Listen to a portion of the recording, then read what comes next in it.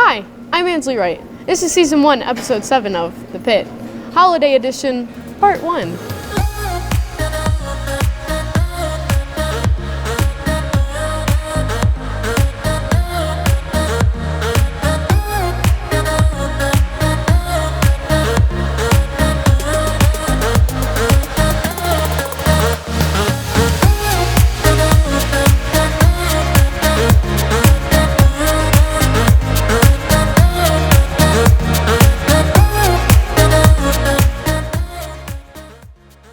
We were wondering what some of you guys were doing for the holidays this year, and here's what you had to say.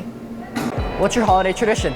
Well, since my birthday is on Christmas Day, we typically celebrate my birthday, and by that I mean I get gypped a bunch of presents, but that's our tradition, and my Portuguese side of the family would call me, and it's like a bunch of Italians going, "Blessed be the angel," so that's our tradition. What's your holiday tradition? Eat, we eat, open up present, and eat again. So usually on Christmas Eve, we usually go to Carrabba's up in Savannah. This year, we got to go a little bit early, a few days earlier, because everyone's moved out. They've got their own families. So this year, Christmas Eve, it's just going to be us at the house, probably eating some turkey. We usually open up one present. It's usually pajamas. Every year, my mom says, "No, you're not getting pajamas Christmas Eve," but we end up getting pajamas every year, every single year. Visiting family or just sometimes staying home. You go first. What? My Christmas tradition is we have it at my house and we invite my family over. And then after everybody's done eating, we all open one present and then everybody goes home. We usually just go to my grandparents' house and I usually help my granddad out with something. Why are you giggling? And we usually just kind of wake up, open presents, and then after that, everyone just does what they want and then just go to sleep. Okay, so at my house, our holiday tradition includes my kids and my husband still open up one present on Christmas Eve. And that Christmas Eve present, I get to decide which one it is. And it's always pajamas. And then everybody has to go put their pajamas on. And then we sit around and we watch Christmas movies for the rest of the night. That's our tradition. My favorite holiday tradition is making cookies with the kids and using cookie cutters to make them for Santa Claus. My favorite holiday tradition is after every Christmas dinner, we will have a cake fight. Thank you. Yeah. Oh, did you want to go on? Oh, no, I'm good. I think that describes everything. Thank you. You're welcome. My favorite holiday tradition is when all the grown-ups go up to do Yankee swap or Yankee candle swap. And they're always fun because they've at least finished one bottle of wine. What's your holiday tradition, Jacob? What's our holiday tradition? We don't do anything. I spend a small time with family. That's about it. We open gifts together and then we just go home. You go home?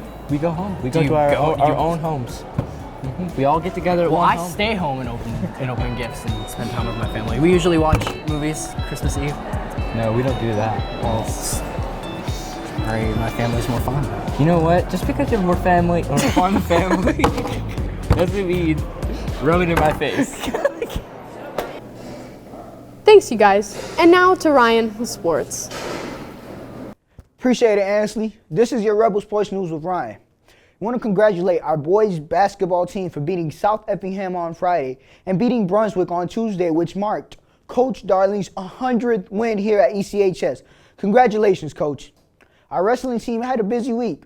They competed Wednesday at Hilton Head and will be busy this weekend competing at Richmond Hill in the St. Nick Invitationals. Good luck, guys. That's all for this week in sports.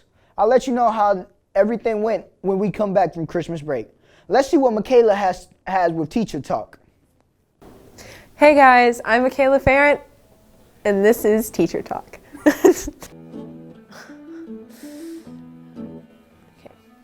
What inspired you to become a music teacher? I probably knew around 10th grade I was in band, and I guess around then I asked myself, what do you want to do as you get older that you can see yourself doing and not be miserable? And so I enjoyed music, and so I thought if I could do something with music, I'd be happy. So my band director was a big influence on me, and then as I got older and got into choir director, my choir director was also an influence on me, so that was it. I went to school for music. How long have you been teaching? I've been teaching for 18 years, 16 years here, and my first 2 years were at Groves High School in Garden City. What's your favorite subject to teach? Depends on the day. I mean, I really enjoy teaching all of them. Teaching singing is very satisfactory, especially like we just had the Madrigal Dinner.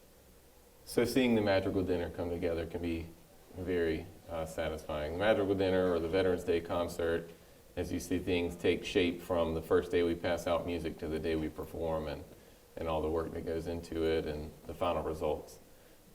It's also great having a guitar class where you have people come in who've never picked up a guitar, and by the end of the 9 weeks they're playing chords and becoming fluent on a new instrument. And then AP Music Theory is fun. That was my favorite college class, was music theory, so I always enjoy teaching that and seeing that kind of knowledge grow in the students. So as far as the classes I teach, it's hard to say like a favorite of, I guess, the 3 different courses I teach. They all can be very fun and satisfying. What's something about yourself that not a lot of people know? Some of the students know, I guess it's kind of come up, but most of the students don't know that I used to be in a band. So that's kind of fun. See, you might not even know that. So yeah, I was in a band, and some buddies of mine in high school around senior year started a band, and we played all through college until I started working full time, and then kind of ran out of time to do it. But that was a lot of fun. We played, local shows in Savannah, and I think the furthest we went was about North Carolina, playing, places like that. In a rock band, so I played bass guitar in that, and that was a lot of fun. So me and my brother, 2 friends from high school, so yeah, that was a lot of fun. Hey y'all, welcome back to your weekend weather report. It's going to be mostly sunny this weekend, but don't let that fool you because it's going to be pretty chilly. The highest is going to go from the mid to low 50s up to the 60s, and the lowest going down to the mid 30s at night. There's going to be a small % chance of rain on Sunday, but nothing too dramatic. And that's it for this week. I hope y'all have a great break and happy holidays. My name is Jessica King, and this year I'm serving as the 2020-2021 State Vice President of Public Relations for the Georgia Association of the Family, Career, and Community Leaders of America. So that's what we call FCCLA. Mm-hmm. Okay, so how long have you been in FCCLA? I've been a member for 3 years, since my freshman year. I'm a junior this year.